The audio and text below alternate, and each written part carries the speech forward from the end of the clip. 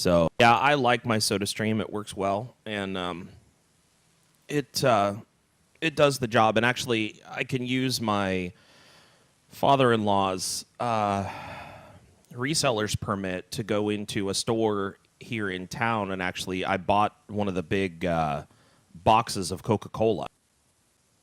Oh, nice. And so I just have that on a shelf out in my garage, and that's what I use. Because the soda flavors that come with the SodaStream, none of them use sugar. They all use the sucrose or, Splenda or whatever it is in an attempt to be healthy. It's like if I wanted healthy soda, I wouldn't drink soda. Right. I mean, it's pretty simple. Yeah. So, so I ended up using his reseller's license and went in and bought, because you have to have that in order for Coke to be willing to allow them to sell it to you. That makes sense. So I went and bought that, and I've had that for a couple months now. Fun. Actually, probably longer than that. I mean, you figure it's like $70 for the case for the big bag of syrup. Right. And, I could make... It was like I could make 30 or 40 24 packs. Oh, wow. So by the time you break it down, it's cheaper than just going and buying the 24 pack. Yeah. Every time. I hear that. And I mean, I prefer Pepsi, but nobody sells Pepsi syrup except for Pepsi, and they will only sell it to businesses in this large bulk thing. They don't sell it any other places. So I decided, well, I can get used to Coke. It's okay. Yeah. You know what's weird to me? I've never liked Pepsi, but I discovered at some point that, at least to me, the Pepsi that is not sugar-free but is just caffeine-free tastes exactly like Coke. Oh, really? And it was bizarre. Like, I've never been a fan of Pepsi, but one time my mom bought some because it was on sale, and she thought she was buying Diet Pepsi for her. Uh-huh. And she accidentally grabbed the one that was just caffeine free. And she's like, "Will you drink it?" I was like, okay. And so I tried it. I was like, what the heck? It tastes like Coke. Yeah. And then I was like, maybe I do like Pepsi. And then I went and bought a bottle of Pepsi, like at a gas station or something. And I was like, oh, this tastes terrible. Yeah. I don't know what the deal is. It's very strange because I'm most definitely one of those people who don't subscribe to the idea that caffeine has taste, but for whatever reason, and in that time, it tasted the same to me. So I don't know. Very weird. But not that it matters. That's just a total side note. No, totally. You're cutting out a little bit on me. Well, that's not good. Yeah. I already reset the internet too. Did you? Huh.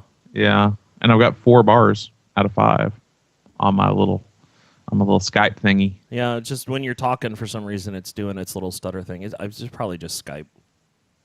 Yeah. Oh, and your mic is back up to normal volume. Like, it's sending all the way across the speaker like it used to.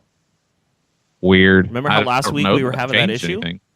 Yeah, that was weird. Yeah. No, it's actually sending me full signal. It's not stopping halfway. Oh, nice. I'll take that. Sure, Yeah. why not? I'll have to ask Tom if you sound loud enough, if we sound matched volume-wise. True. Hey, boys, Paul's mic sounds great. There you go. Yay! Life is good again.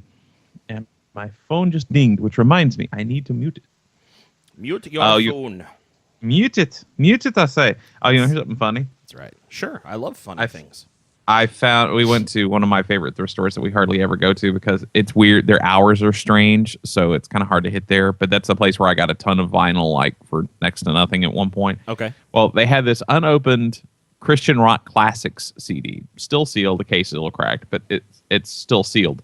I love the lineup on this because of how weird it is under the classic Christian rock banner. We have, let's see here. Some of these people, I don't even know who they are. We have Whiteheart. That makes sense. Okay. Glenn Allen Green. Have no clue who that is. Eric Champion. Now, this is like young Eric Champion, back when he sounded like Michael Jackson. Okay. Steve Archer, who's one of the Archers, and that kind of fits. Mark Hurd. Yeah, I get that. It's kind of folksy rock, but still I get it. Rick Rise. I have no idea who Rick Russo. Sorry, there was a spec there. I don't know who Rick Russo is. I've heard the name Rick Russo before. Yeah. Michael James. I've heard the name. Like don't know Rick who it is. James' younger brother? Super freak. Yeah, now I'm getting all these flashbacks to Chappelle Show episodes. Green, Alan Green again, Whiteheart again, Steve Archer again, Glenn Allen Green again, Chris Christian, not really rock, Dan Peake, I get that, and then another Eric Champion song. Huh. I'm just like, really? But it's from like ACE, the Association of Christian Entertainment. Interesting. ACE. Formed to serve as a source of information and guidance for professional entertainers in the Christian genre. Yeah. The ACE Hall of Fame was established to recognize artists. See, I've never even heard of this. And songs that have been hugely successful and considered to be the best there is to offer. Okay. What year was it done in? 99. I didn't. So hear it's you probably say, just all the stuff they could get rights to. Well, I didn't hear you say Striper at all. No Striper, no Guardian, no Bride, none of the stuff that kind of stands out except for Whiteheart. Right. All the rest of it's like, okay. And Whiteheart was only rock sometimes. Right, yeah, they were a very ballad-heavy band. Yeah. Well, when you got a guy like Rick Florian as your lead singer, why not? I mean, come on. Yeah. Oh, by the way, did you grab the stew and stuff of that nature? Oh, no. Good thing you said that because I did not. I worked that one. This one this morning probably took the longest and most amount of research to make happen. Wow. And here I about skipped it. I know. Would have had to flog you for that one. Flog me gently, Paul. Yeah, that. There's so many bad directions that could go. We'll just leave that one alone. How about?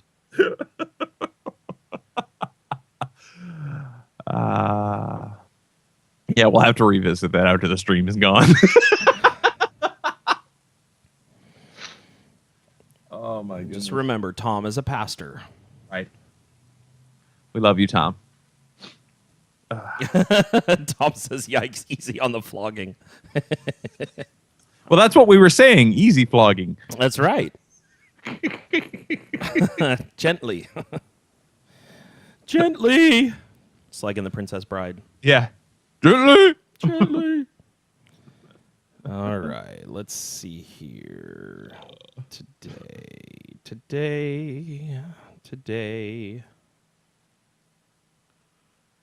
I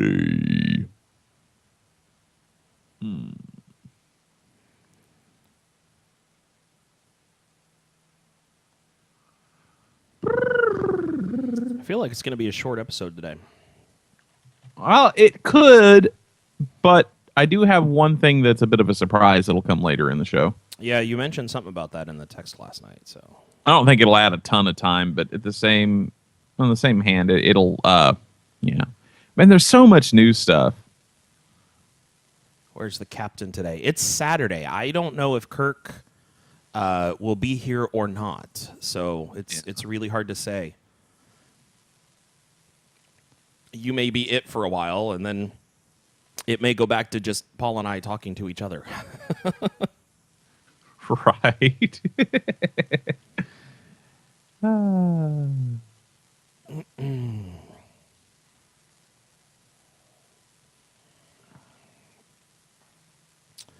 I have a new little sound clip to play today, too. Oh, nice. You gonna do something or just stand there and bleed? That was not the new one.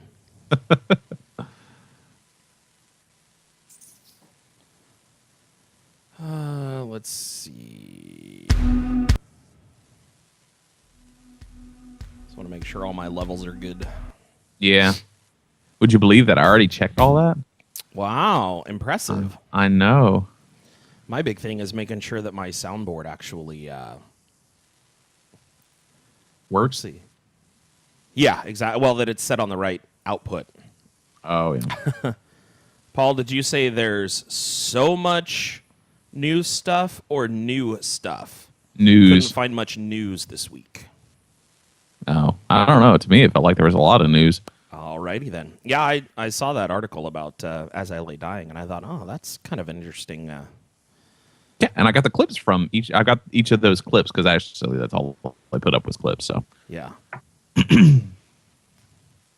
To me, I think they're just going to be a new band until he gets out, and then they'll reevaluate. But we'll see. You never.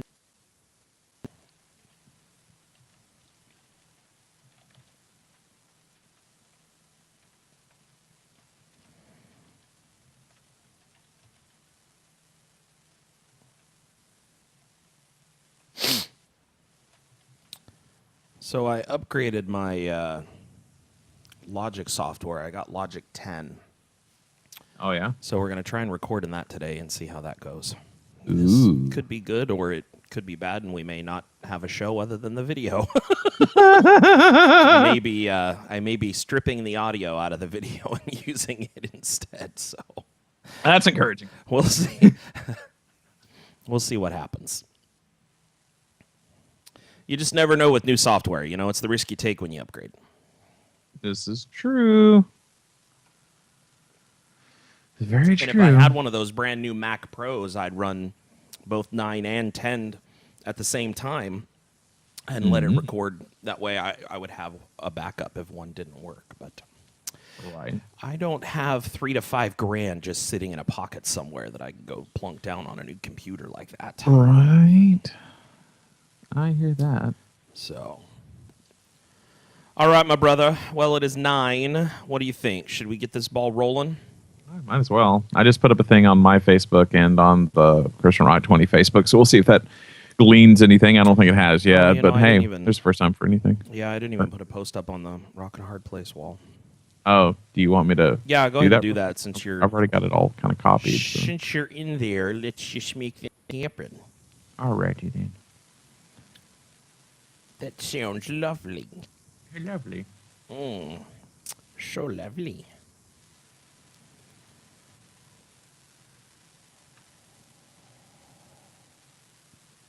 Okay. It's busted.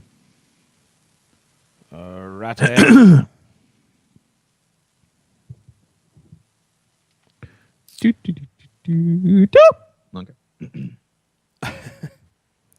Ba-da-bop, ba-da-bop. Of course, the As I Lay Dying stuff comes out the day after I track my show. Don't I know it? Everything interesting happens as I'm wrapping up mine. And then I'm left with the fun decision of, oh, there's a brand new Demon Hunter song. I've got the show completely produced and I'm about to upload it. Do I want to completely tear down the show so I'm one of the first people to have it? Or do I want to be a week late and save myself a ton of trouble? Well, and that's, at least your show's in half-hour segments to where you can go through and determine, okay, which segment do I want to redo in order to fit this in? But right, but with something as big as Demon Hunter, you want to like tease it through the entire show. That's true. That is true. And if it's a show like I had already had last week, oh my goodness. Tom, do you when you voice track, do you have to go into the studio to track it, or do you have the ability to track it from home and insert the stuff? Currently, I have to go into the studio if I want to voice track. There's no way at this moment to do it at home. I don't voice track very often. Tim voice tracks every Friday. That way he gets Friday off. Yeah. So, and it just means I have to make sure that I do Thursdays and Fridays logs on Wednesday when I track. Right. I track features from home and do voice tracks in the studio. Oh, okay, cool. Good deal. That works out well. Yes, that is the way to go. Yeah, if you can do a lot of that from home, it makes life so much simpler. Yeah, it does. All right, well, bring up your DAW, Paul. Oh, my doll's ready to go. Okay, so let's hit record in 3, 2, 1.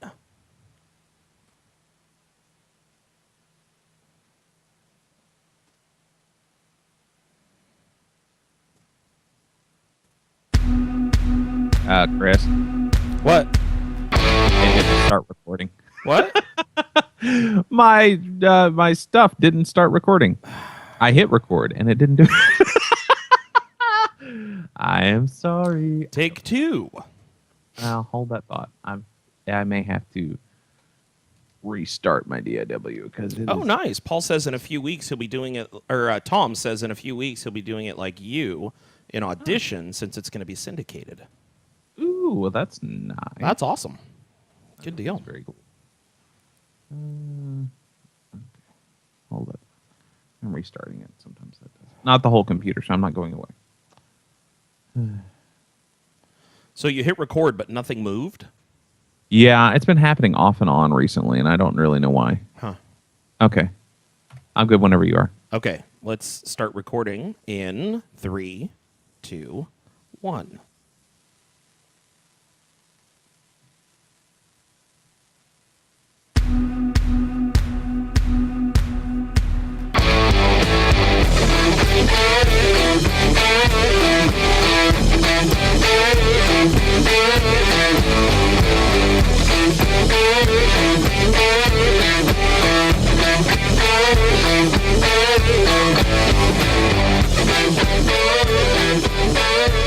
Hello, everyone, and welcome to yet another edition of the Rock in a Hard Place podcast. Man, I tell you, I could listen to that intro all day long. I would never get tired of it.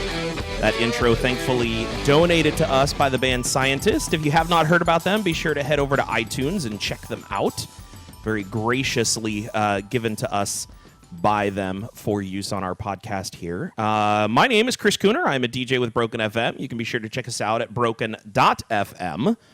Joining me today, well, he really needs no introduction, but just in case this is the first episode you've ever listened to, I'll tell you who he is anyhow, and his name happens to be Paul Gibson.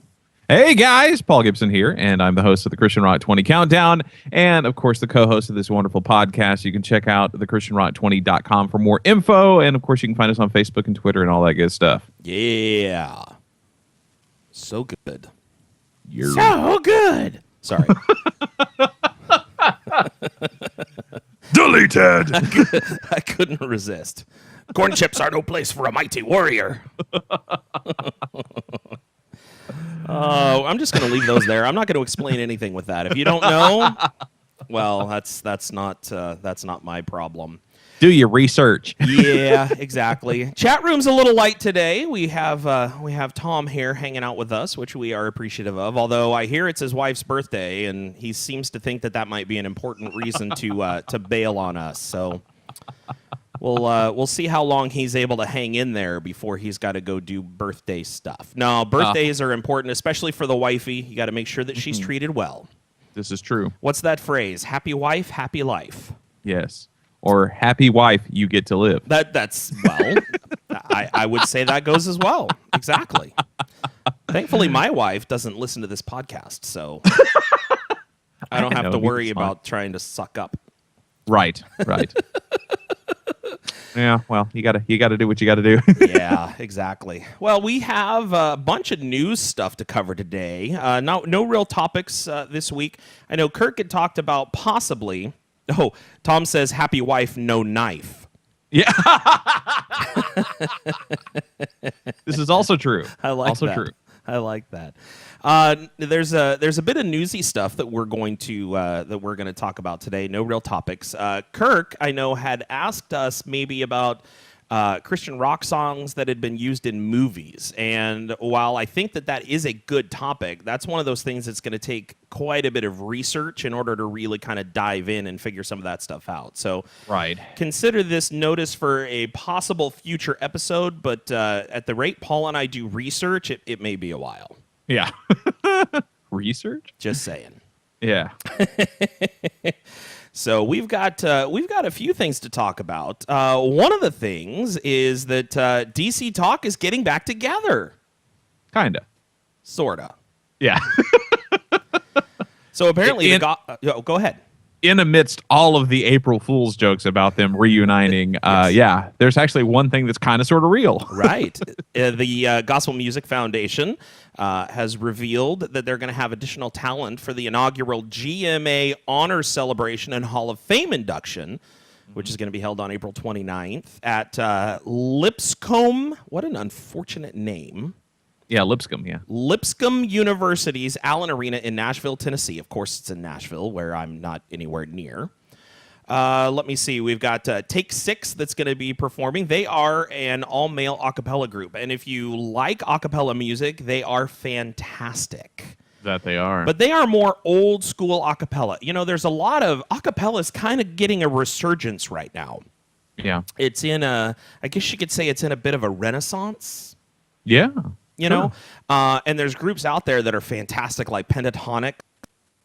Wonderful a cappella group, and they do a lot of more updated stylings of their a cappellas. Take Six is very much more the old school style of just a lot of harmonies, but not so much the beatboxing sounds and all of that kind of stuff. So Take Six, wonderful group. Check them out if you're into that style of music at all. I personally enjoy it once in a while. It's not something that I will typically just have in my playlist to play during the daytime. But I do enjoy some good a cappella once in a while. So we've got Take Six. They're going to do an exclusive performance with all their members, both past and present. So instead of 6, it's going to be like probably 12 or 15. Yeah. Because they've had a lot of members over the time that they have been together.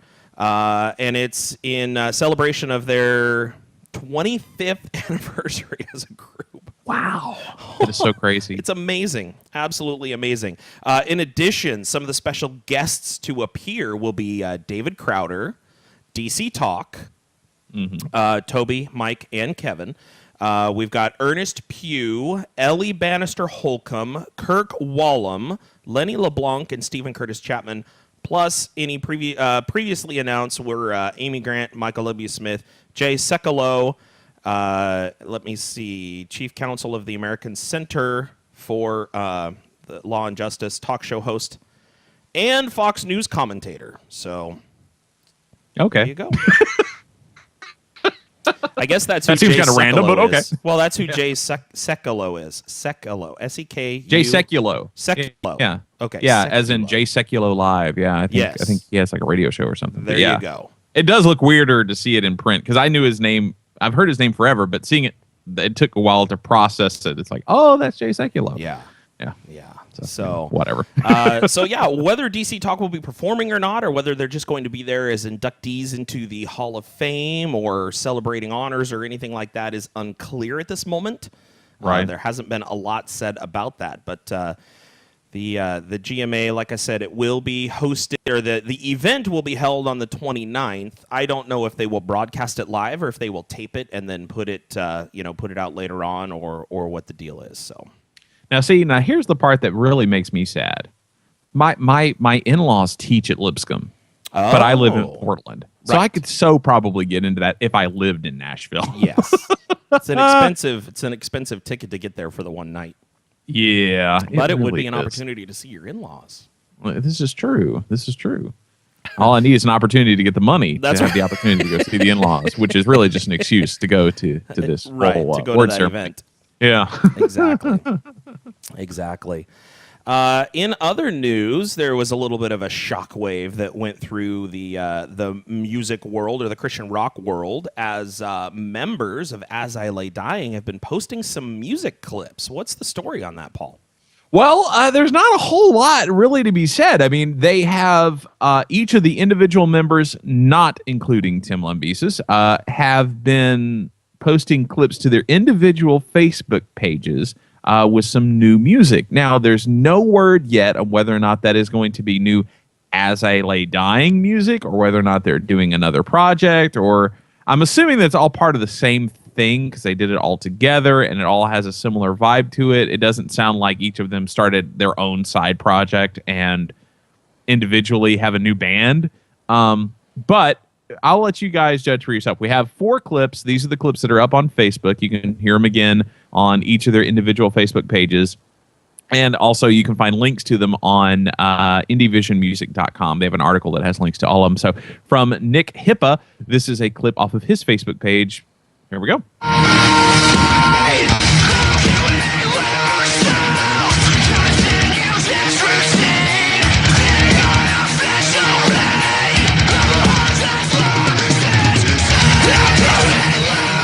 So they're all very short, about that length or even shorter. Yeah. This one is from Phil Segrosso. I honestly, I'm sorry if I'm butchering his name. Yeah. Segrosso.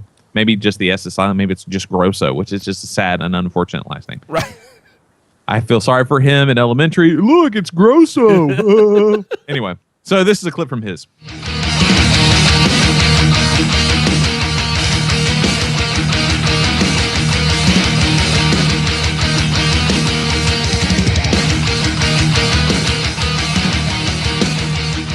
Pretty good. I think that's only either one of two, or maybe the only purely instrumental track. Here's one from Jordan Mancino's page.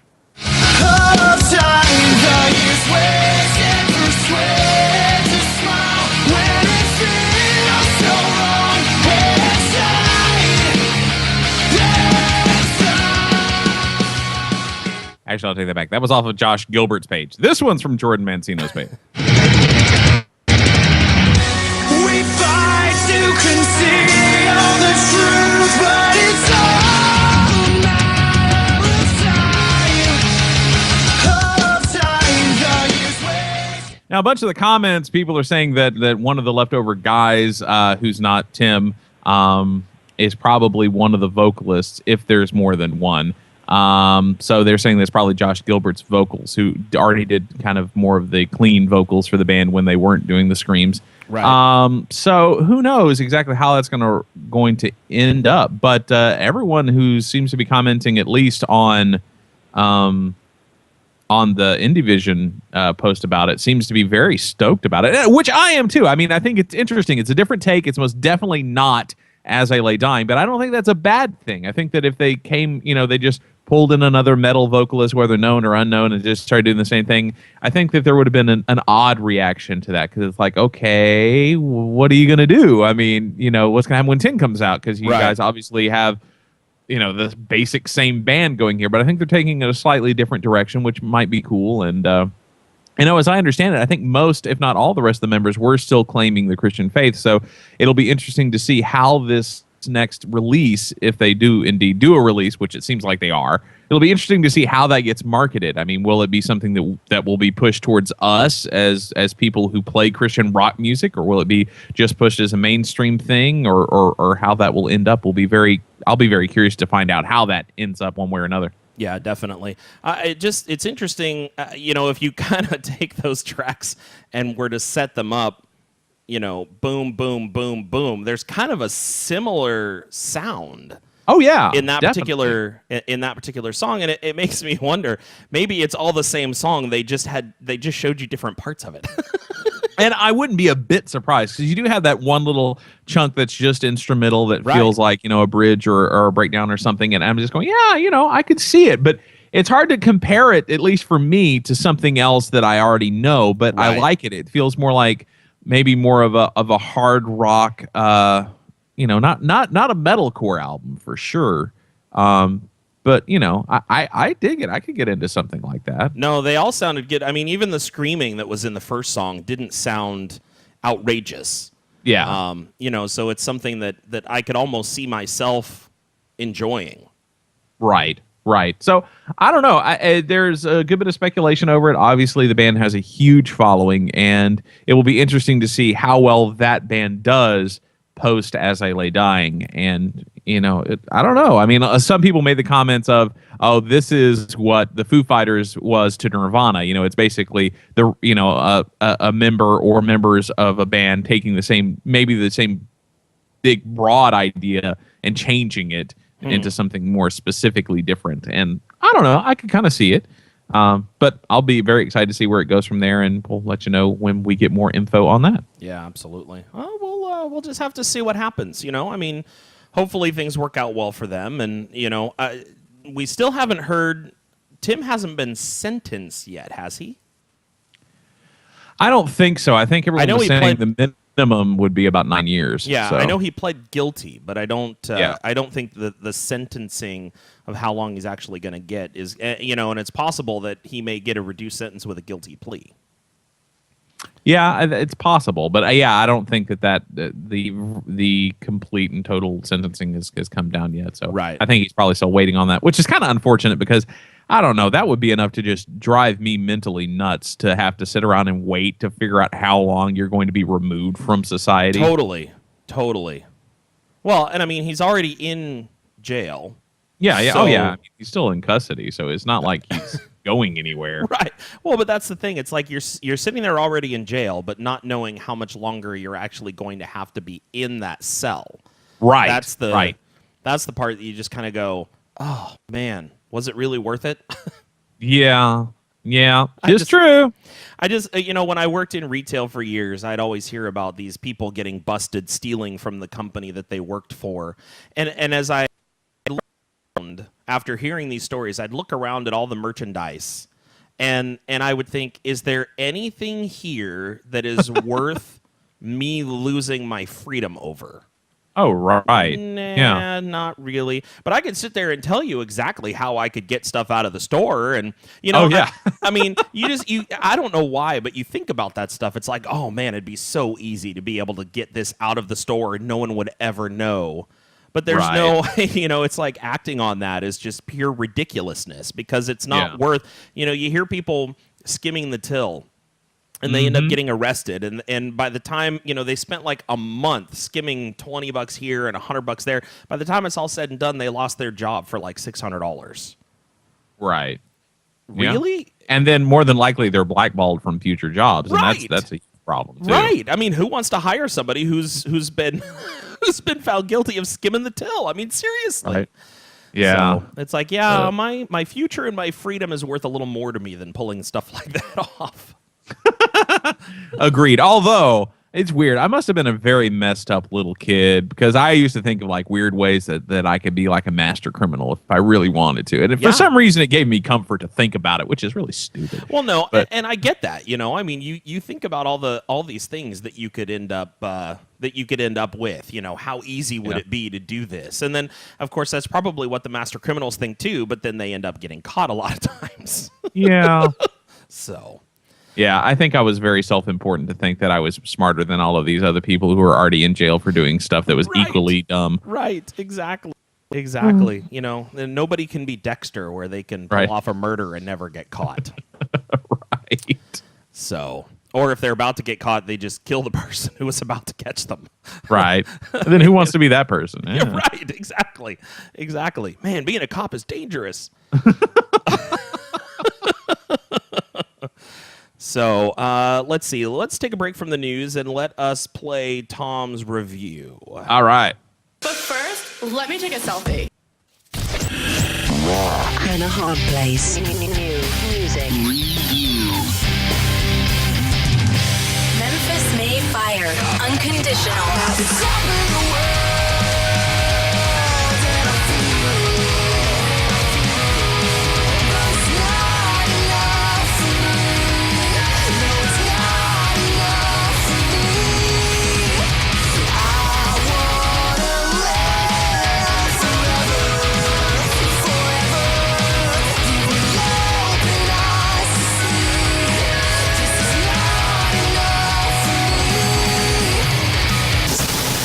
Memphis May Fire, the Dallas, Texas metalcore quintet, has experienced a boom in their fan base over the last 3 years. But releasing solid material, along with playing on and then headlining the band's Warped Tour, will do that for a band.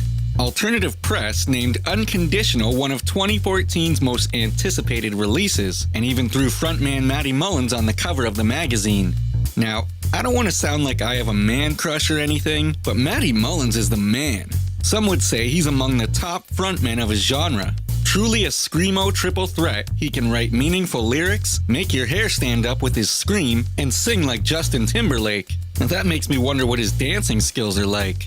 Memphis May Fire may not be a Christian band, air quotes intended, but Matty Mullins' faith is clear and apparent as he's upfront about his belief in Christ and how he thinks his beliefs should be lived out.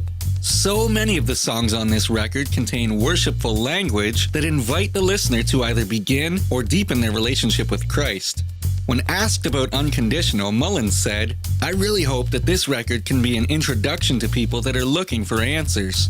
Unconditional is MMF's fourth studio album, third on Rise Records, and features 11 tracks, clocking in at around 45 minutes in total, beginning with No Ordinary Love, the first single released back in early February. This song is about a prodigal son and showcases some thrashy guitar and some sick drumming that will force every tabletop drummer to play along. It's also one of 3 radio-friendly numbers, including Not Enough and the soothing Speechless. The Answer is one of my favorite cuts. This song has a stellar chorus, which speaks of assurance in God and includes some orchestral strings. They pull this off well without sounding like Skillet or Red. The previously mentioned Speechless is an interesting track. On an album with some of the heaviest material the band has released, see tracks Sleepless Nights, Possibilities, or The Rose, Speechless is a softer song written by Matty as an expression of love to his wife. But this track is one that can easily be interpreted by the listener as a prayer between them and their God. If not, then a reminder of the parallels between a man-woman marriage and the church's relationship with Christ. Now, not in a Jesus is my boyfriend kind of way, but an honest cry of gratitude for the grace God shows us day by day. Maddie sings in the chorus, "For a moment, I'm a poet without words. Speechless because you love me at my worst. I don't deserve this. I let it surface, and all I know is today I woke up falling in love again." Most of the other tracks are pretty typical metalcore formula and what genre veterans would expect, including classic breakdowns. The finest example would be the forcefully condemning song Pharisees. This song has an excellent breakdown during which Maddie demands that judgmental religious types realize that we're saved by grace. Grace, grace, grace. Threading most of the record are A-plus drumming from Jake Garland and dual guitars that pump heavy syncopated riffs that sound great when you can hear them. The mixing of this album doesn't do them any favors though. I don't want to pick on the producers or the engineers, but the mixing is atrocious. The guitars are mudded up and take a back seat. This is metalcore, where guitars should roam free like buffalo on the last frontier. Now this all comes at a shock when you learn that the last remaining founding member of the band and guitarist, Kellen McGregor, was one of the producers of the record. Okay, rant over. Unconditional has a bit of everything. Some straight up rock for the radio, a gentle ballad to calm the raging beast, and plenty of screamo bedlam to wake the beast up. Almost every track features a catchy hook or chorus that makes this album a fun listen. I give Unconditional by Memphis May Fire 3.5 rocks out of 5. For the Rock in a Hard Place podcast, I'm Tom Labonte. I love Nice. Tom's honesty in these reviews. I think it's fantastic. Yeah, no.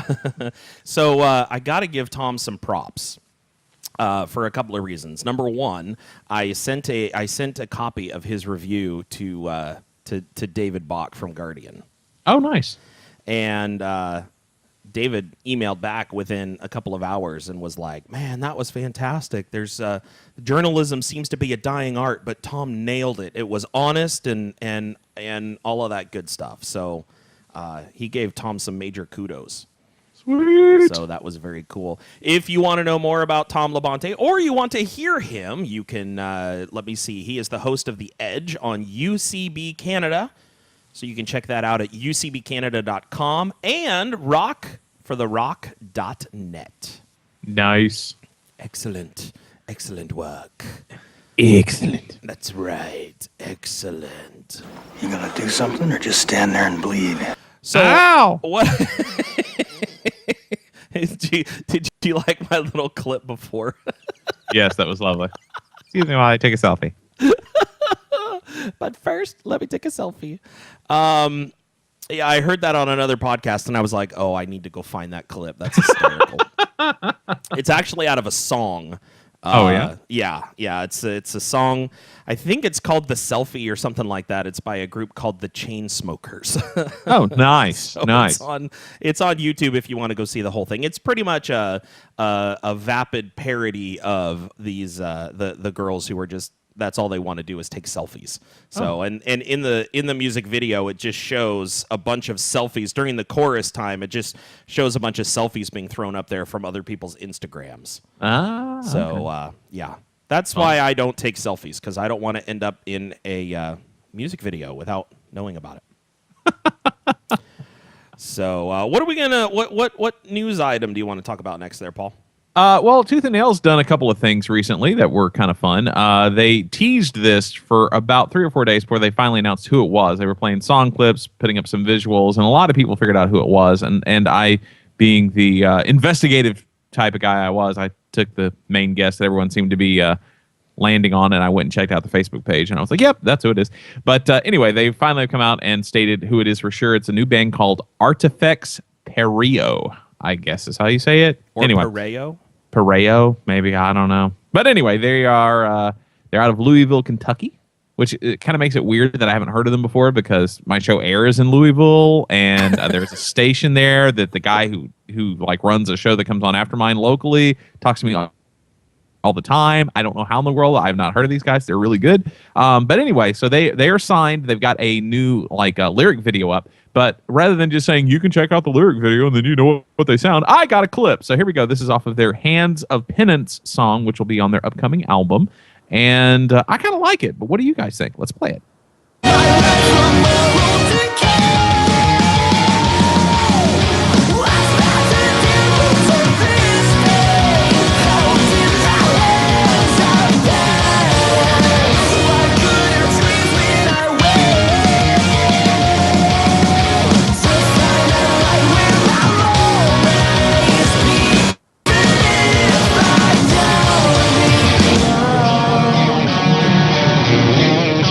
Very different, but I like it. Yeah, no. It reminds me a little bit of Secret and Whisper, but not in a bad way. Yeah. I was trying to think, who do these guys sound like? And I mean, first off, it's kind of sad to sit there and go, okay, now who are these guys like? But you get so used to it when you're listening to things like Pandora and they try to do these comparisons, which, in all honesty, 9 out of 10 times are completely wrong. Right.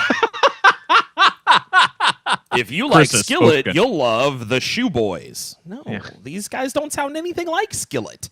Maybe one song Skillet did off their first album is who these guys sound like. But the rest of it's garbage. What are you talking about? Anyhow, I digress. No, garbage doesn't sound like Skillet either. But still. No, that is true. I went back to Ohio. My city was gone. Let me see. Sorry. Oh man! Well, in other Tooth and Nail news, they've also recently signed a band called New Empire, which they have this thing about signing bands with similar names. I mean, there's To Speak of Wolves, and there's Wolves at the Gate. There's I Am Empire, and now there's New Empire. I don't know, but anyway, they're pretty good too. They have a new single, which will I'm sure you guys will be adding probably pretty soon, and we'll be playing on this upcoming Christian Rock 20 Countdown, which will start airing next week. But it's a song called "Say It Like You Mean It." I kind of like it. Now, these guys, as I understand it, I think are from Australia. Could be wrong, but I'm pretty sure about that. But we got a clip for you so you can see what New Empire sounds like. But I like it. It's a little different, a little bit more poppy than Artifex Pereo or whatever, however you pronounce their stinking name. Anyway, that's one thing that New Empire does have. You don't have to go, New Empire. Right. New Empire. There you go. Very good. I like the pronounceable names. Yeah. Goodness. Why do we do this in the morning? I don't understand why we do this in the morning. I don't either. I've had my 2 cups of coffee, so I'm okay. But sometimes, my mouth speaks before my brain has a chance to actually put the words in it. Right. Let's play that clip. All right, here we go. Say it like you mean it, like you've got a reason to go on. Tell me, can you feel it? Like we're not 100 miles from home.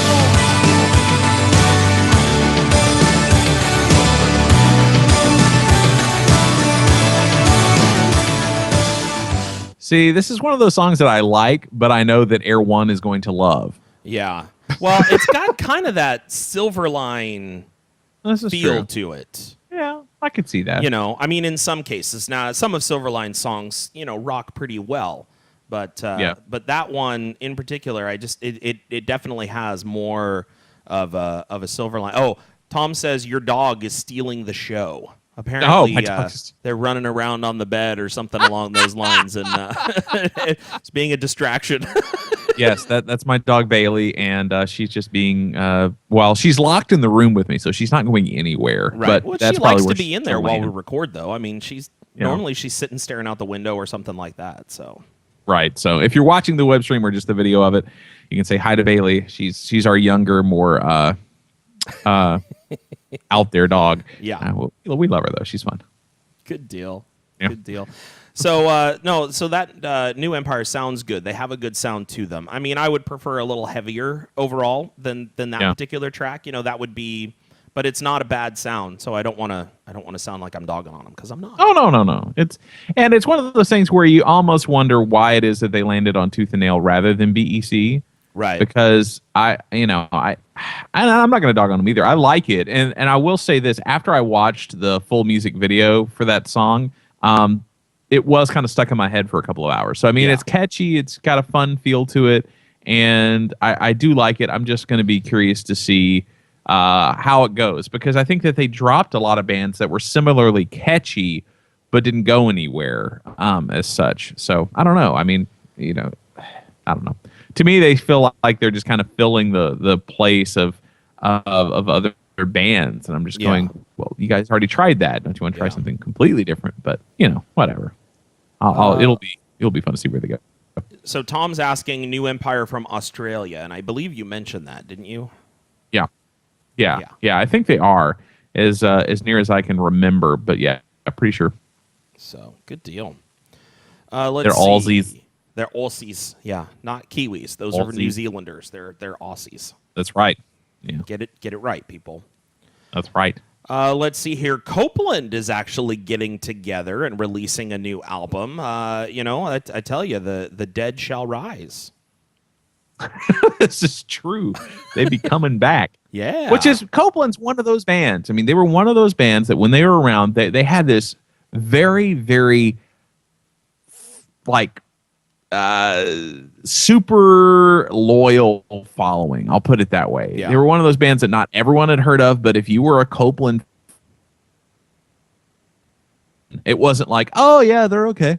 They didn't have a whole lot of those people. Either people just really didn't care at all, or they loved them, or you hadn't heard of them. But, I have one of their albums. I think I have their Sunshine album, and it's good. It's one of those ones that falls in that category of, it's not in my heavy rotation, but I like it. Right. But anyway, they have a new song that you can grab for free. I think we have one or two of their older songs in our cold rotation, pops up every once in a while. But, our cold rotation's like 300 songs. So which is a good thing. Takes a while. Yeah, it takes a while for it to rotate through. But yeah, they're definitely still around. It'll be interesting to see what comes of this album and whether they go for their typical older sound, the sound that they've had before, or do they try and spice it up? Are they planning on actually making a full-on comeback? I mean, I know they're getting together to make this album, but is this a one-time thing? Right. All that stuff's going to have to come out at some point in the future because they're not saying as of yet. Yeah, and it'll be interesting, like you said, to see how that goes, because, you have bands like Falling Up who, they're back together, kind of, sort of, right. But they don't really tour anymore. So they basically put out an album every couple of years and then maybe play like 2 festival dates, and that's it. Yeah. So now you have a clip of Copeland? Yeah. It's from a song of theirs called Ordinary, which will be on their album Ixora. I'm assuming that's how you pronounce that, which comes out Halloween this year. So, which is kind of a weird release date, if you ask me, for a band that sounds like this. Okay, that's not it. But this is it. Because that was New Empire. But we're going to play Ordinary now. That sounded familiar. Yeah. I was like, huh? Why do I know this song already? Here we go. Copeland, Ordinary. And I kiss you like the day before, and I hold you just like ordinary. Perhaps when the day is new, we'll find tomorrow is just ordinary too.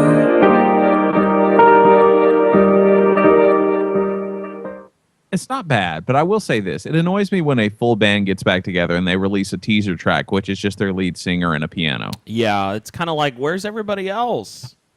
Like, am I to understand that it takes 4 of you guys to do this? Yeah. Yeah, exactly. I'm sure it'll be good, but I don't know. I just that's a new pet peeve of mine. I think I'm just now discovering that. That's like if all of a sudden, like Stryper was just coming back, and obviously they're already back, but if they were coming back and it was just Michael Sweeten and an acoustic guitar, singing a hymn, it's like, well, this has nothing to do with Stryper. Then it would be his solo album. Right. Yeah. You know. So yeah, exactly. Let's see here. Joy Williams and Charlie Peacock are creating a theme song for an AMC TV show called Turn, which apparently is about America's first spy ring. Yeah. Which could be cool. I mean, Charlie Peacock, of course, having a hand in a lot of huge careers, including his own. But, he discovered Switchfoot, and, he's produced tons of people. And Joy Williams, for a lot of you may know her as a solo artist, but she's also half of the group, The Civil Wars. And she's worked closely in tangent with Charlie Peacock, as has Matt Berringer, because he's from the band The National, who's getting some press right now. So it'll be curious to see how that turns out and what it sounds like. And if nothing else, it's cool to see, a network like AMC turning to songwriters like this to create something that could be really cool. So yeah, I'm excited. I mean, it's not The Walking Dead, but Yeah. What is? Yeah, I was reading an article the other day about how The Walking Dead the writing is terrible. They just use a lot of cinematography and killing zombies to add drama to the show. Yes. So, To which you just want to be like, well, forget you. It's fun. I like it. well, yeah, that's exactly right. That's exactly right. That's all I care about. What is this about Rapzilla? Oh, yeah. Well, for those of you who are Andy Mineo fans, I'm saying it correctly now, and you were maybe a big fan of songs like his, like Wild Things or The Saints and stuff like that, there was talk for a while that he was going to be releasing a Heroes for Sale remix EP. Well, I assumed that I was going to have to try to beg, borrow, and steal to get a copy of this without having to pay for it. But no, Rapzilla.com has put it up for free, and it's pretty good. Nice. I mean, not every song on here is one that I would have necessarily liked to see remixed. Like, they did not do a remix of The Saints, which to me seems like that begs to be remixed because it's such a cool song. But they didn't do that. But one of the songs that I was hoping for a remix of, Wild Things, did get remixed, and it was remixed by Soul Glow Activator, which makes me really excited. Nice. And I was thinking, I was like, you know what? This song was, kind of pushed also as a rock single. I should totally play it on the show. The only problem is it's like a 6.5 minute long song. Not very radio friendly. No. And that just takes up a lot of airspace. Okay, so I could either stop and not play the number 20, right. or I could not play the number 1. Right. Which Or I one could am I do a gonna radio edit of myself, chopping it down. But I hate to do that. Yeah, totally. So with that being the case, I'm going to play you a clip. And this gives you a pretty good indication. This is mostly the chorus, but let's face it, that's kind of what everyone wants to hear. So a clip of Andy Mineo's Wild Things remixed by Soul Glow Activator. Here we go.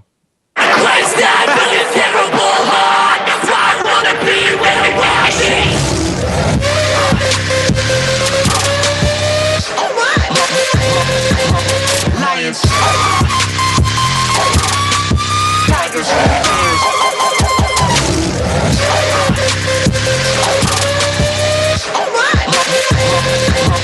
lions, tigers. Nice. Nice. That sounds pretty good. Yeah. My only dog on the entire thing is it felt like they picked maybe a couple of songs that were more slow to remix, which I don't know, that irks me a little bit, just because I'm just like, really, just remix the really, really banging ones. But whatever, they did that, and then I wouldn't say the mastering is hugely great on all of them because the levels kind of go up and down a decent amount, but for the most part, you won't notice it. But there's remixes of You Will, Caught Dreaming, of course, Wild Things, Cocky, Curious, and Uno Seis, and yeah, there you go. I think that's it. So anyway, but it's free. If you go to Rapzilla.com, then go to their free download section, you can grab that. But definitely worth the effort to grab, and good stuff. Very cool. Free music is always good. Legal free music is even better. All right. Yeah, it's true. That's part of the reason why I work in radio is all the free music. Yeah. No lie. Well, no I lie. mean, I got a copy of Michael Sweet's new solo album like 3 weeks ago, and the album's not due out till the end of this month. I mean, how does that How does that happen? Oh, Tom says during that clip, my shoulders was bouncing, yo. Yeah, that's right. I'm like, and what's sad is when stuff like that comes out for me, I'm like, dang it, I got to find some place where I can like DJ a gig somewhere. I got to play stuff like this. Yeah, exactly. Well, we haven't had to play this clip in a while, Paul. Oh, I know where this is going. But we do have to do this today. So here we go. Another one bites the dust. Another one bites the dust. And another one gone. And another one gone. Another one bites the dust. Hey, I'm gonna get you too. Another one bites the dust. So yes, another band has called it quits. Thankfully, it's been a while since we've had to play that clip. Right. But the band Skyhawk Drive has decided it's time to go. Right. And I feel so bad for these guys. They had good music. I just don't think they ever quite hit the timing right on where they needed to be and make it to find that golden moment to really take them to the next level. And you can tell, I think their lead singer's name is Ronnie, but you can go to each one of their Facebook pages or to the Skyhawk Drive, I guess, website or Facebook page, and you can read like each of their farewell letters, and their lead singer is not happy. He's not a happy person right now. I feel so bad for him, but he feels like I'm disenchanted with the music industry, especially the Christian music industry. There's so much wrong with everything. It feels like we poured our heart and souls into this and it never counted for anything. And I'm just going, yeah, that's kind of how the music industry works. I'm sorry. It's frustrating when you see guys like Skyhawk Drive that do work really hard at it and they struggle and struggle and struggle. And then you've got other bands, like we just did an interview with Viridia this last week. We talked to Dina from Viridia. They've only been together like a year and a half. Right. And here they're just blowing it up. And it's not to say that they're not working as hard, but for some reason, the road for them seemed to be easier. Yeah. They just happened to click in the right way at the right time to just blow them up. Yeah. Which I will say this about Viridia. Waking Aislinn never went anywhere. No, that is very true. They tried really hard too. So I mean, and it's one of those things where it's really interesting to see bands like Viridia who is like, even though like half their band has been in another band and the vocalist is the same and it's not like she's doing anything radically different as a vocalist. But it's interesting to see how it's like, oh wow, like all of a sudden we notice you and you're cool and yay, we're gonna play the mess out of your stuff all of a sudden. And it's good. Don't get me wrong, it's good. It deserves it. Yes. But Waking Aislinn was a very solid band, and all the people I knew of who were in radio were real big fans of these guys. Yeah. But for whatever reason, it never clicked. And I think part of it is because their song titles were a mile long. And it's kind of hard to call up a station and try to have to recite their song title. Right. So I mean, even the name of the band too, Waking Aislinn. I mean, it's a very different name, and so there's a lot of, I don't know. There's just sometimes it's hard to just get it in there. I mean, Viridia is nice and short. It's easy. It apparently is kind of a combination of a couple of words that the definition of which means truth. Oh, nice. So they've kind of got that going for them in the interweaving. We've got the interview with Dina up on broken.fm. You can check it out there if you have not heard it yet. It's pretty good. She seems like a sweet girl, and I mean they've got a lot of great big plans that they're looking forward to to doing this full on and all of that good stuff. So we'll just have to kind of see what happens with them. But we are very sorry to hear Skyhawk Drive quitting. Quitting the music biz, and especially if their lead singer is that disenchanted. I mean, it's just that's sad. But I feel like when you quit with that attitude, and I'm gonna place this on him just because I don't know the rest of the story. So this is my own thoughts based off of that kind of an attitude. It almost feels like you might not have been in it for the right reasons.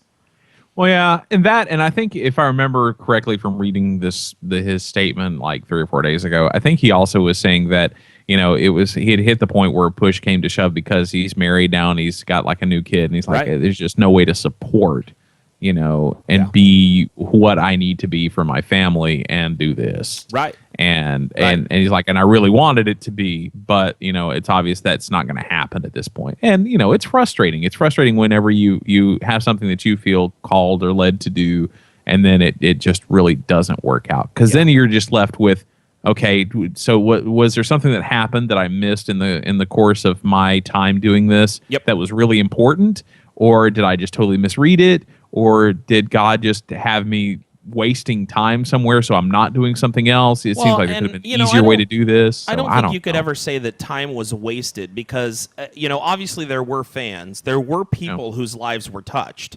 And you may not be able to make a living at it, but perhaps you were there for those one or two people that really needed you at that particular moment. Right. I mean, so it's so hard. It's easy for us to Monday morning quarterback and go, well, this and this and that, and who knows, whatever. But I mean, everything happens for a reason. You do what you do for a reason, and you have to be able to accept that whatever my job was, I fulfilled it. Whatever my purpose was during that time, I must have fulfilled it. Yeah. But I don't get what my purpose was during that time, and to be able to know that kind of thing, it gives you the ability to add a little bit of closure to the time, so that you don't feel like it was wasted. Yeah, absolutely. So it just it's sad. I feel bad that he feels bad. Yeah. But at the same time, it's not puppy dogs and rainbows for everyone. No. I mean, some bands make it, some bands don't. If there was a formula, everybody would be successful. It's just that simple. That's the way it is. If there was a formula, everyone would do it and would be successful. Which is saying something, because it's not exclusive to the Christian music industry, and I think a lot of people do think that it is somehow. But I mean, there are people who spend tons and tons of money who think they've got the formula and find the perfect person who will be the face and the voice of this group, or as a solo artist, and they have like 20 people work on a song that they just know is going to be a hit, because it is so catchy and is so just easy to get stuck in your head, and then they go nowhere. Right. Absolutely. And they pump millions of dollars sometimes into these people who they think are going to be the next Justin Bieber or Justin Timberlake or whatever, and then it goes nowhere. And then all of a sudden you go from being told you will be the next big thing to it didn't go anywhere, so hit the road. By the way, we were wrong. By the way, oops, sorry. Yeah. Back to your studio apartment in Skokie or whatever. So yeah. We made some assumptions and they did not work out properly. So we thought you were good. Yeah. We thought you were good. Public seems to think not so much. It's and again, it's not about their talent. They could be exceedingly talented, and it just doesn't work out. That's why this business is called a business, because that's what it boils down to. It's business. Speaking of business and a popular band all at the same time, Emery is getting ready to launch a new crowdfunding campaign within this next week. Yeah, as a matter of fact, I want to say it may already be going. It says Tuesday, April 1st, so it started on April Fool's Day. That's kind of a bad day to start a crowdfunding campaign. But it so fits with them. I don't know why, but it feels like it's like, sure. They are bad Christians. Yeah. So and aren't we all? Yes, exactly. But here's the thing. Get this. I mean, in the first 24 hours, they made it over halfway to their goal. Nice. That shows to me they're doing something right. And as of now, they have 41 days left, and they're at $35,372 out of 50. Wow. Yeah, I don't think they'll have any problem reaching their goal. No, no problems whatsoever. So, I mean, they're doing tons of everything from signed vinyl to hidden tracks that no one else gets. Picture on the cover. I don't know exactly what all that is, but you can get double vinyl. Nice. Stuff ahead of time, of course, I'm sure, and then all sorts of crazy stuff. So if you want to check that out, just go to badchristian.com, and then there's a link up at the top that takes you to, I think it's Indiegogo that they're using it, but they have it embedded in their site. So okay, nice. But yeah, it looks like it's gonna make for sure, and I'm very curious to see how it sounds. The demo that we played last week from them sounded good. I mean, it sounded like what you would expect an Emery album to sound like. It has that signature sound, and I think that's what people are hoping for. So yeah, be very curious and happy that they didn't disenfranchise too many people with the label change and the name of their label and all that. But I think a lot of people who are fans of them kind of get it anyway. But anyway, although I will say this, and this is not to dog on Emery at all, but I listened to a little bit of their podcast. I feel so much better about ours now. Oh, is that right? Really? Really? Wow, I haven't listened to it yet. So Yeah. Well, and this I will warn you: if you go and check it out, if you want to check out the Bad Christian podcast, just know that there is some at least mild cursing. Okay. Not anything major that I heard as far as I listened in, but they get sidetracked even worse than we do. Oh wow. All right. But anyway, I don't know. I like us. I think we're doing good, and I don't think they're doing bad. But I think they have a different kind of different route that they're taking theirs. But I'm super happy that we're doing well. Yeah. Good. Of course, they'll probably have a bunch more listeners than we will. They probably instantly had more than we did. So yeah, we average around 40 listeners. I think 40 downloads per week, which I'm not complaining about. I think that's amazing. I would love to see that number begin to increase. Haven't quite figured out how to make that happen yet, but we'll see. I think that from what I hear, the best way to do that is, some of the bands that we talk about is to try and get them as guests on, and then they end up telling their people, "Hey, check this out! I'm a guest on it." So we got to figure out that whole angle aspect of that part of the show and see what we can figure out. So now, see, what would be the coolest thing is if we had the ability, like if we lived in some place like Nashville, and then there were bands around or coming through all the time, and then one of us could end up just sitting down with a band or a band member on one end of it, so that way we didn't have to do 3-way Skyping and all that mess. Right, exactly. Well, and I've thought about starting up kind of I've had an idea for another podcast, and I could just incorporate it into this one, but I'd had this idea of doing a show called Songwriter Sessions, and just being able to take some time, getting an artist to maybe Skype with me and take some time to just chat with them about their songwriting process. What is it like to write a song? What's it like to stand on a stage and hear that song sung back to you? And kind of the ins and outs of putting together an album. It'd be very technical in a lot of those respects, because I really like getting into the nitty gritty of the business side of things. And so it's one of those things that, I think you could record some if you wanted to and put them up with just you and an artist, and I could record some with just me and an artist and really, kind of flesh that out and just make it as a, special midweek episode we could just throw up whenever we have one. Yeah. Yeah, that would be cool. One of those things. We'll keep talking about it. Now, nobody steal my idea. All 40 of you. We know that you're devious. Yeah, exactly. Southbound Hearing announces their new album, Undefeated, and they've actually shown the cover art and the ability to pre-order it. It is their third full-length album, and it's due out on May 6th through Red Chord Records, and you can pre-order it now at redchordrecords.bigcartel.com. Yeah, and they actually, I don't remember which one it is now, but they have one of the big MMA stars who was willing to lend his image to the cover, which I don't know. I don't think the cover's all that great. I like their new logo that they have. I think that's cool, but Yeah. I don't know. Maybe it's just because I'm not really big into MMA, so I'm just kind of like, it's some muscled up guy that I don't know kicking. Yeah, but, totally. It's whatever. What did I see? I saw a picture the other day of a wrestler. I think his name is John Cena. Oh yeah. Is he a believer? I Because he don't- was wearing like either a Lecrae shirt or a Andy Mineo shirt or something like that to a wrestling match the other day.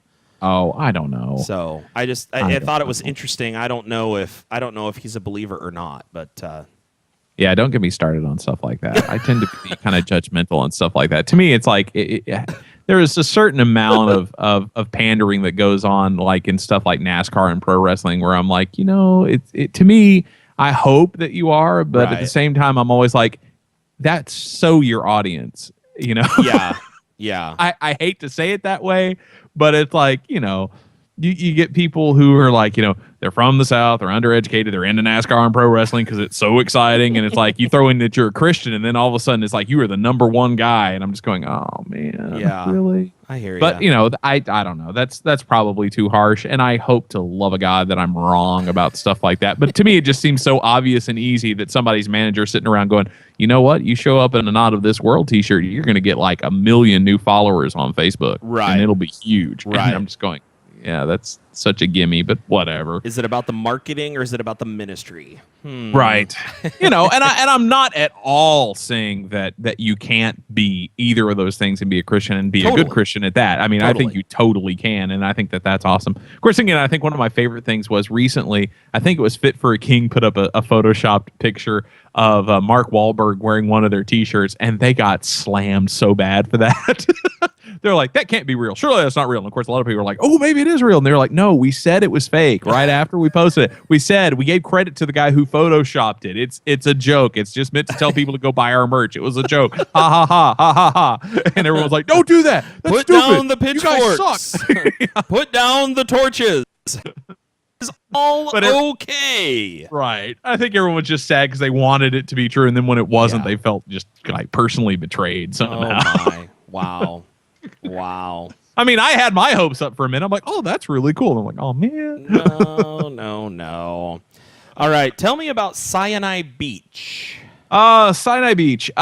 They were a real big deal in the early days of Christian metal. And they were one of those ones I never really got into, but they were, I think they were on Face Down Records at the time that they were out. And I'm sure that the guy who does the Mayhem will probably be able to tell you about their performance, because evidently they did like I don't know if it was a surprise or not, or if it was just supposed to be a reunion performance or what, but at Face Down Fest this year. And so I think that's really cool. But then randomly on stage, they were like, oh, by the way, this isn't just a one-time thing. We're going to do new music, and here's one of our new songs. Cool. And so a lot of people are really excited about that. So they're getting back together, doing some new stuff, and I don't know. It'll be cool to see how that comes back. I'll have to try and look up some of their old stuff, see if I have some of theirs like off of a sampler or something. But I don't remember them standing out in a huge way. But I know that they had a lot of fans, at least at the time. So I'll have to talk to Dustin and see if he happened to see them at Face Down Fest. Yeah, that's what it was called, Face Down Fest. And I got to admit, Dustin, I was very jealous of that you were close enough to be able to go to stuff like that. I'm like, man, I miss the days when I lived near Dallas, when it was like, oh, they're coming to Dallas, I can drive. It'll be 2 hours, but still I can go. And now I'm like, it's Portland. It's like, if you're not Toby Mac, you're probably not coming to Portland. Yeah, exactly. No, it's kind of sad that that's the case. It's kind of sad a little bit. Yeah. So let me see here. Is there anything else news-wise that you wanted to share? No, I think that does it. Oh, wait, no. There was one other thing, and I don't think it's in the little news roundup thing. I don't know how I missed that. Sorry about that. Ethan Luck, formerly of the Dingies, and I think the Supertones, and Reliant K, and I think he was even shortly a member of Demon Hunter, is now doing a solo project, and he's released a couple of tracks here and there, including a couple of Christmas songs towards Christmas time. But he's finally released his EP, and you can grab it off of Bandcamp, and it's Name Your Price, so you can pay nothing if you want to, or you can give him a couple of bucks. But I just want to play a quick clip from him so that you kind of know what it sounds like. It's very different from all the other projects he's been involved with, and apparently he wrote that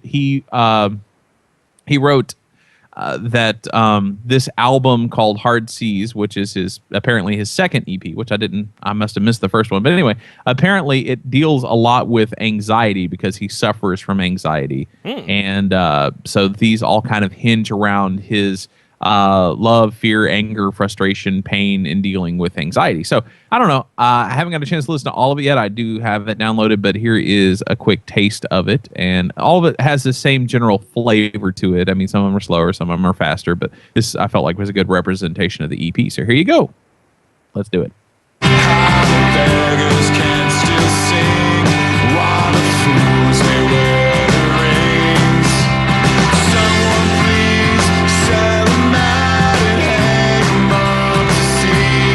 Selling truth can never be something less than what seems seen. Someone please just sell them out to see.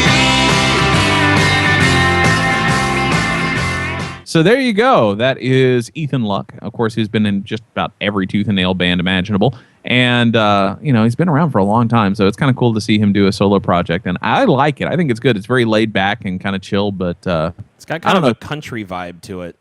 Yeah, a little bit. It kind of makes me think of what maybe Johnny Cash would sound like if he was young now. Yeah. I don't know. Interesting. Yeah, it definitely has a bit of a country vibe to it, so I'll throw in with you on that. Oh, my. All right. Well, that was good news. Overall. Good episode. Yes, it was. But it's not over yet. We still got more to Should do. I title this show sensationally and call it like DC Talk Reunites just to get some more downloads maybe?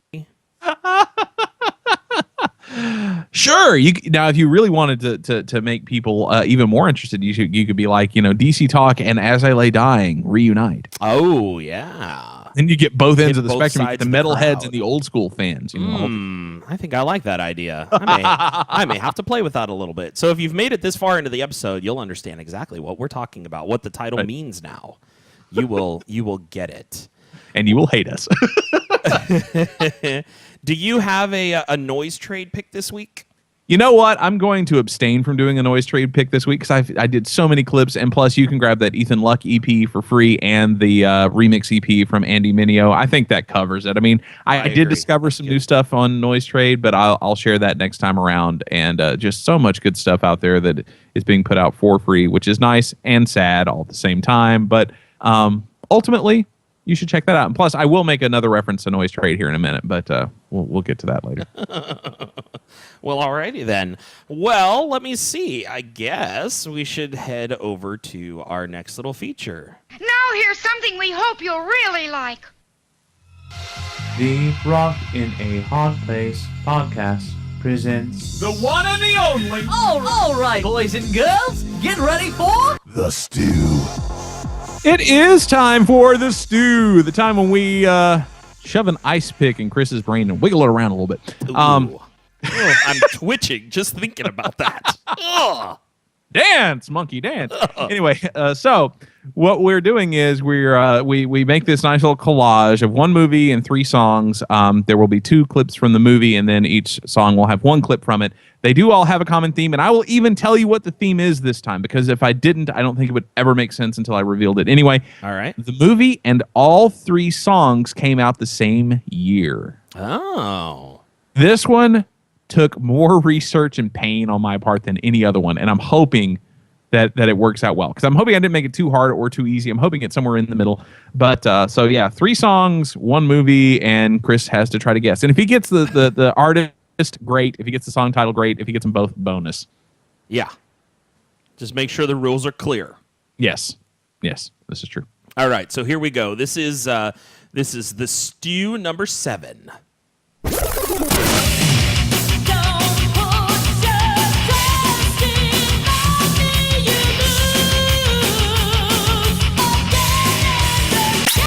That's right. Our laugh can be a very powerful thing.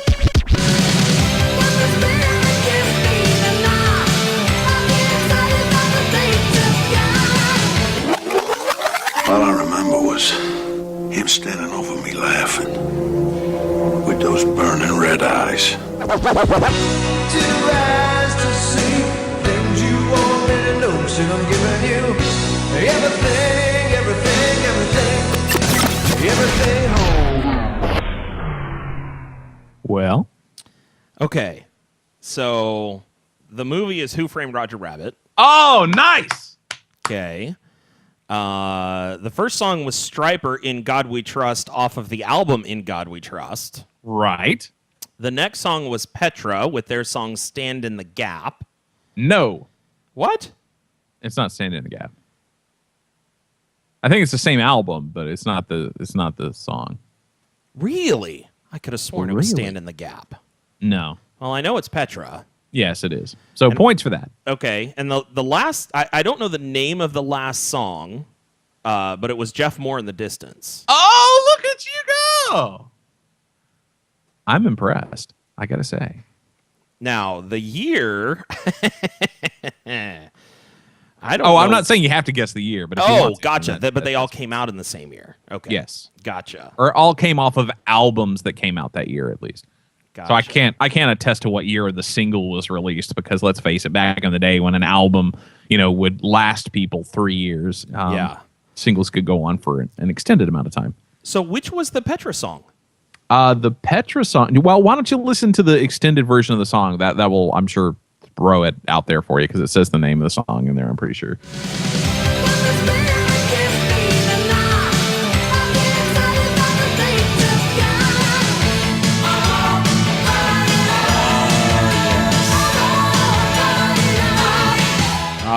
Fired Up. It does sound very much like Stand in the Gap. That's that threw me.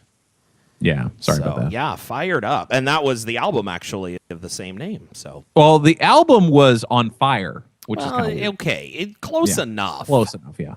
Yeah, close enough. They both had the same word in the title. This is true. They both had, which I always wonder about people who do that. It's like, we have a song that's on the album, which typically the way album titles work is we pick the name of the song that we think most highly represents the album, and we just name it the same thing. So then there's a title track from the album. Right. Or we could name it something very close to the title, what would be the title track of the album. We can change it slightly so it confuses the mess out of everybody. That's kind of cool. Let's do that. Not that I'm bitter or anything, but still, I'm just like, what? Man.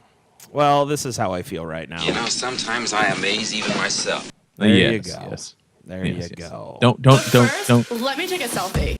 Yeah. don't strain yourself patting yourself on the back there. You don't want to pull anything. Make sure you stretch first. Oh man. Let me see. But the Jeff Moore in the Distance song was Heart and Soul, by the way. Oh, okay. Everything, heart and soul. Gotcha. Yeah. Okay. Yeah, it's coming back to me now. I was a big Jeff Moore fan for a while. I never got to see him in concert. He never came close enough for me to get out to see him in concert. But yeah, me neither. I did like some of his music. So, yeah, talented guy. Yes. Let me see. I got an email from a listener by the name of Riley, and he actually hunted me down on my Broken FM email address. So I was pretty impressed with that, and he likes the show a lot. So I want to say hey to Riley. Thanks for the email. He asked if we could play some Poor Old Lou on Broken FM because apparently his neighbor used to be the lead singer in that band. Oh, cool. Yeah. So that's fun. I thought that was pretty cool. And I don't think I have any. I told him I would need to double check once I get back into the studio, but I think we may have at one time had a Poor Old Lou song. But it was the time when I had first started at Broken FM, and I was trying to do a retro hour on Friday nights during my shift, and things weren't going well. We weren't getting good response, and I actually got the station got a couple of emails. Why are you playing this old garbage? I thought this was a new rock station. Why are you playing this old garbage? It's something that I could probably do from home and like pre-produce an hour-long show or something like that. But then I'd have to go out and pay for imaging and I don't have the funds to be able to do that on my own. Right. I listen to all the imaging clips that you have from your stuff, Paul, and I'm like, man, that is so cool. How did he get all of that stuff? I have to beg, borrow, and steal, and it's a pain. So totally, I hear you. So Riley, thanks for listening. We definitely appreciate it, and we look forward to many more emails from you asking questions. If you want to email us here at the Rock in a Hard Place podcast, it's very easy to do. It is just simply rockinaHardPlacePodcast @gmail.com. Rock, the letter N, the letter A, hardplacepodcast @gmail.com. You can check us out at our website, rockinaHardPlacePodcast.com, or our Facebook, which is facebook.com/rockinaHardPlacePodcast. Very good. Now that you've given out that piece of information, I am about to be the harbinger of doom for you. Uh-oh. Guess what is returned? I don't know. I'll give you a hint. Goes something like this. No. That's right. There is a new 8-bit worship. Are you serious? There is. Oh man! It's for Easter. Now some of them are songs that we've done before. Okay. So we'll skip those. But luckily, he put a little star by the ones that have been on previous albums. But we get to torture Chris all over again with new 8-bit versions of songs that he never knew he knew. So, and it's Easter. Wow. So we'll probably just do a couple of them because Easter is like week after next? Yeah, something like that. It's coming up in just a couple of weeks. So we may save a couple for next Easter go round. But somebody, it's funny. One of our fans, I think it's a guy who does the metal podcast that keeps in close contact with us. Oh yeah, Matt. Matt. Okay. Matt sent me a Facebook message. He goes, "Did you see that there's a new 8-bit hymnal? Did you see it?" I was like, yes, I did. I just downloaded it. Thank you. That's awesome. Matt, I've got your number now, buddy. Yeah. I'm coming after you. That's right. Oh, no, that's awesome. Good deal. So we're going to see if Chris can guess this one and see how well he does on the Easter version. But have no fear. He has said that this will be the last one. Oh, really? The fandom, but he said this more than likely will be the last one. And if nothing else, you need to go download it just because there is an 8-bit representation of Jesus jumping up to the church. It's kind of funny. Oh, my goodness. That's awesome. Oh, man. So anyway, so let's play a clip and see if Chris can get it. And Chris, just holler at me when you think you got it. No worries. All right, here we go.